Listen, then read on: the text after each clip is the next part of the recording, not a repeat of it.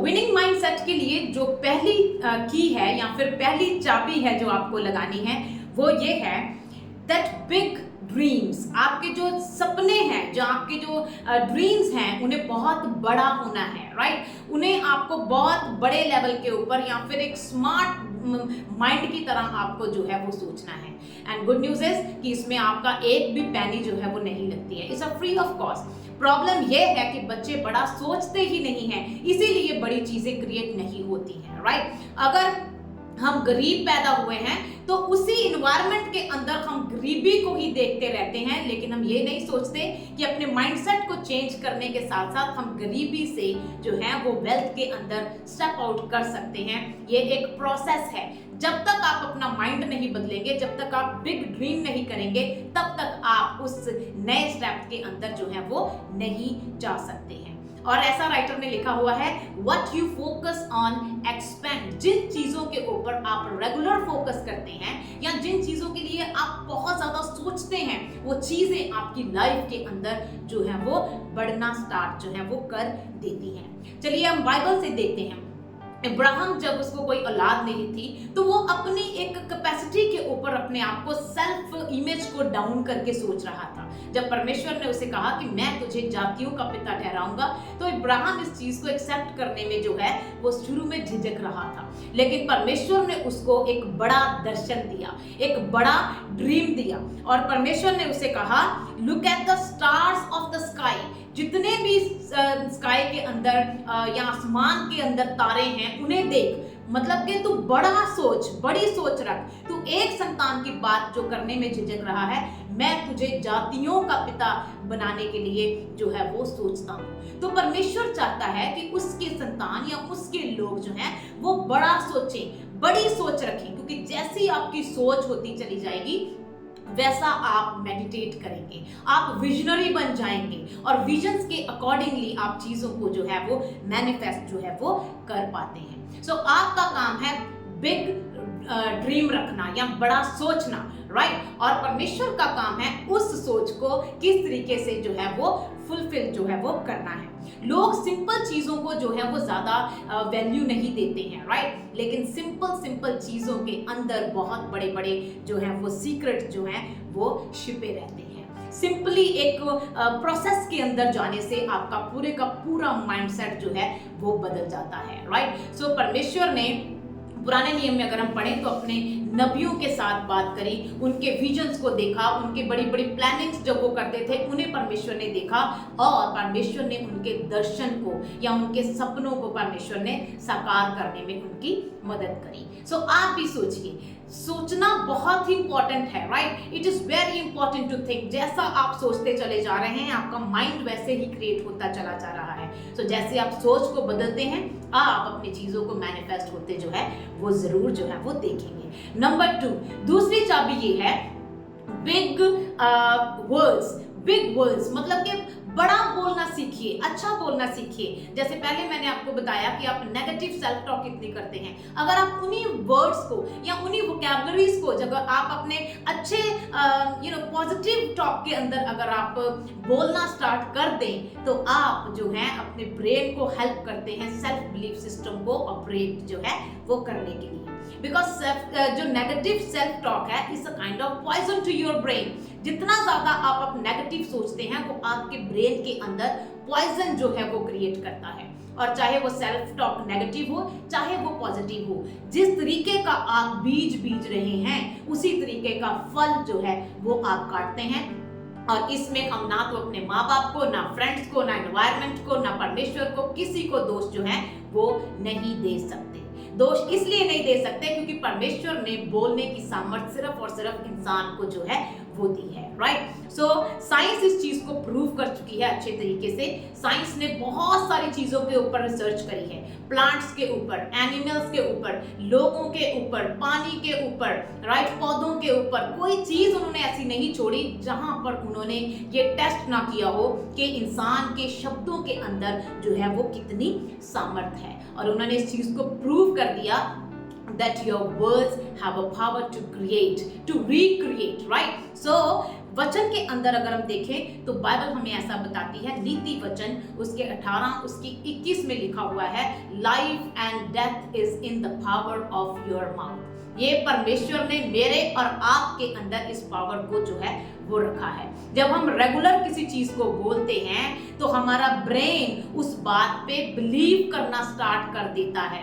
जब आप बिलीव करते हैं तो आपके न्यूरॉन्स जो हैं वो आपकी बॉडी के सिस्टम को मैसेज कन्वे करना स्टार्ट कर देते हैं और फिर वो चीजें आपके हार्ट में जाती हैं और जैसा आपका हार्ट जो है उसे बिलीव करता रहता है तो आपके एक्शंस के अंदर वो चीजें जो है वो आना स्टार्ट हो जाती है। Science is very powerful my dear friends. मैं बहुत साइंस को पढ़ती हूँ, बहुत सारा ऐसी चीजों को मैं सर्च करती रहती हूँ क्योंकि it's a really powerful thing. परमेश्वर ने जिस तरीके से बॉडी को डिजाइन किया है, आपके एक एक अंग के अंदर परमेश्वर ने पावर को या चीजों को मैनिफेस्ट करने की सामर्थ्य को जो है वो रखा है, राइट। सो अगर आप पहला पत्रस उसकी 3 उसकी 10 में देखें, फर्स्ट पीटर चैप्टर 3 वर्स 10, उसमें लिखा हुआ है, if you want to see a good days speak right. Simple सी बात है, इसमें कुछ भी ज्यादा ऐसा बड़ा नहीं है जो हमें समझ ना आ पाए, राइट। सो परमेश्वर चाहता है उसकी औलाद जो है वो अच्छा बोले। आपके अच्छा ना बोलने की वजह से ही आपके सारे काम जो हैं वो रुके हुए हैं। आपके अच्छा ना बोलने की वजह से ही आप बीमारियों को आज एंजॉय करते हैं। आपके अच्छा ना बोलने से ही आप इतनी हार्डवर्क भी करते हैं लेकिन आप चीजों को अच्छे से डेवलप होते अपनी लाइफ में नहीं देख रहे।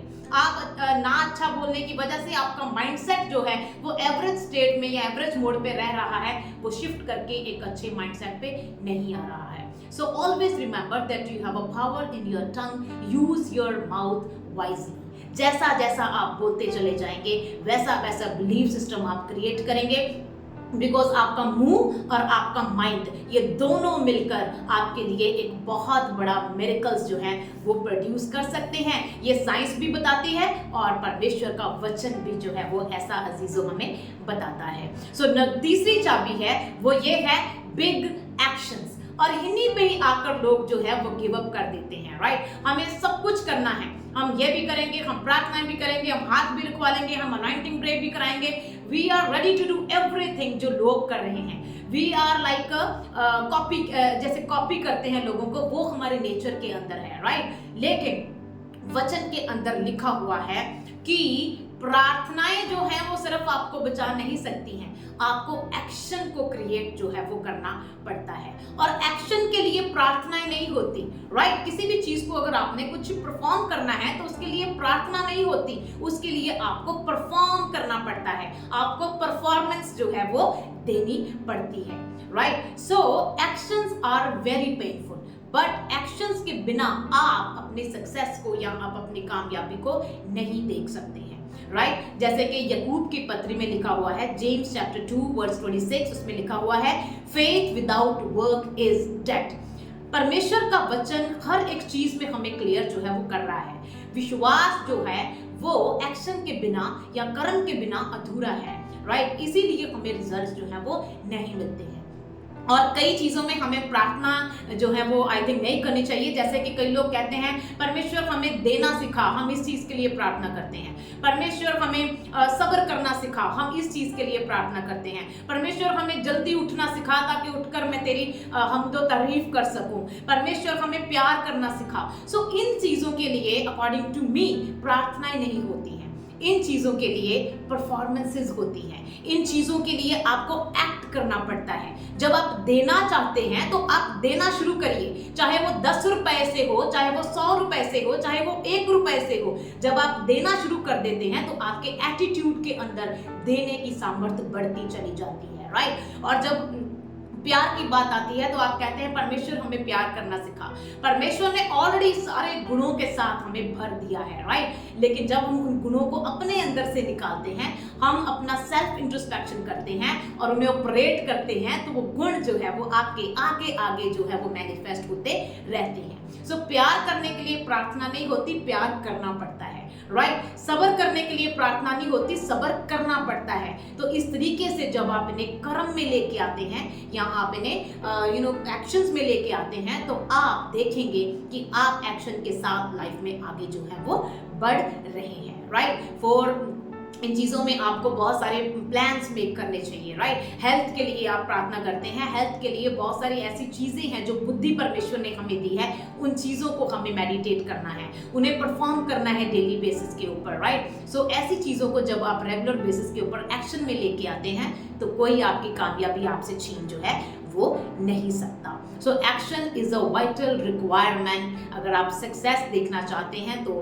एक्शंस के ऊपर जो है वो काम करिए। So last is big decision. Decision लेना बहुत ज़्यादा इंपॉर्टेंट है और लोगों को बिग चैलेंजेस लेने में या बिग डिसीजन लेने में बहुत दिक्कत होती है, right. So big change comes with the big decision. लोग ऐसा कहते हैं कि अगर आप बहुत बड़ा चेंज देखना चाहते हैं तो उसके लिए आपको बहुत बड़ा डिसीजन जो है वो लेना पड़ता है। So God has given us a choice. परमेश्वर ने हमें चॉइस दी है। परमेश्वर कभी भी किसी इंसान को फोर्स नहीं करता है। उसने हमें विजडम दी है, हमें चॉइस करने की सामर्थ्य जो है वो दी है।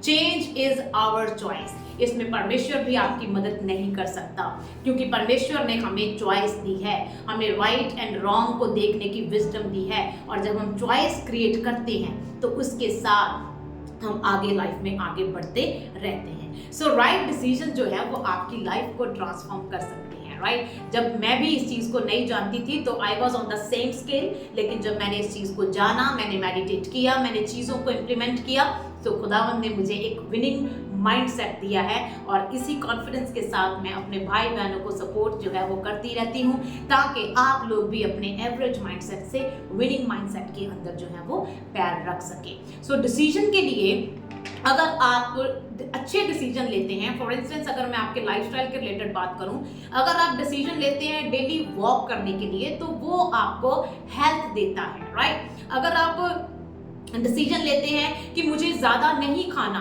Decision to not eat much, अगर आप ज़्यादा ना खाने का डिसीजन लेते हैं तो आपका लाइफ स्पैन इंक्रीज होता है, राइट। अगर आप डिसीजन लेते हैं कि मुझे देना है तो आप प्रॉस्पेरिटी के अंदर चले जा रहे हैं, राइट। अगर आप डिसीजन लेते हैं कि मैं मेडिटेट करूंगा परमेश्वर के वर्ड को तो it can lead to your success, आप सक्सेस की तरफ ऑब्वियसली बढ़ेंगे और not only success, I would mention good success, right. क्योंकि जो परमेश्वर के वचन के ऊपर मेडिटेट करता है इट इज़ वेरी पावरफुल। आप गुड सक्सेस के अंदर जो है वो एंटर करते चले जाते हैं, right. And decision to read good books. जब आप डिसीजन लेते हैं कि मुझे अच्छी अच्छी किताबें पढ़नी है, अच्छे अच्छे राइटर्स को मुझे पढ़ना है, मुझे पॉडकास्ट सुनना है, right. So that can change your mind set. वो आपके माइंड को ट्रांसफॉर्म जो है वो करता है, वो आपके माइंड को जो है वो रिन्यू करने में आपकी हेल्प करता है। Decision to dream big. अगर आप बड़ा सोचते हैं तो that can bright your future. वो आपके फ्यूचर को जो है वो ब्राइट कर देता है और आपको होपफुल वे में जो है वो ले चलता है, right. So choice is always always us. Choice हमारी है।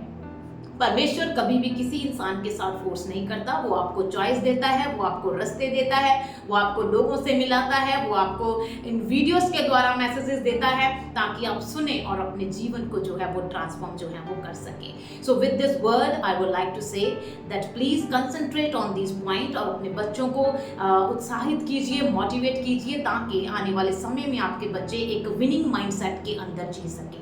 बिकॉज सक्सेस को हासिल करना इज वेरी इजी, कुछ ज़्यादा हार्ड वर्क करने की जरूरत नहीं है क्योंकि परमेश्वर अपने प्रियों को बरकत में ही सक्सेस जो है वो दे देता है। आपका माइंड जो है वो एक अच्छा माइंड जो है वो होना चाहिए। लोग आपके लिए क्या बोलते हैं वो मैटर नहीं करता, आप आपके लिए क्या बोलते हो वो मैटर करता है। आप खुद के लिए क्या सोचते हो वो मैटर करता है। आपकी दिशा क्या है वो मैटर करता है, right. So from today only decided decision लीजिए अपनी लाइफ के अंदर कि हम बड़ा सोचेंगे, विजनरी बनेंगे, विजन्स देखेंगे और बड़ा बोलेंगे, बड़ा एक्शन लेंगे और परमेश्वर के अनुग्रह से हम बड़े सपने जो है वो देखेंगे और बड़े डिसीजंस अपनी लाइफ में देखेंगे ताकि हम उन्नति जो है वो कर सकें। So this is a short help from my side ताकि मैं बच्चों को कामयाबी को देखने के लिए उनकी जो है मदद कर सकूं। तो आप इन शब्दों को ग्रहण करिए प्रभु यीशु मसीह के नाम में और आपके घरों में, आपके परिवारों में, आपके बच्चों में एक अच्छा माइंडसेट डेवलप हो ताकि उसमें परमेश्वर की भी महिमा हो और आप लोग भी अपने बच्चों पे जो है वो गर्व महसूस कर सकें। Have a nice day everyone. Thank you so much.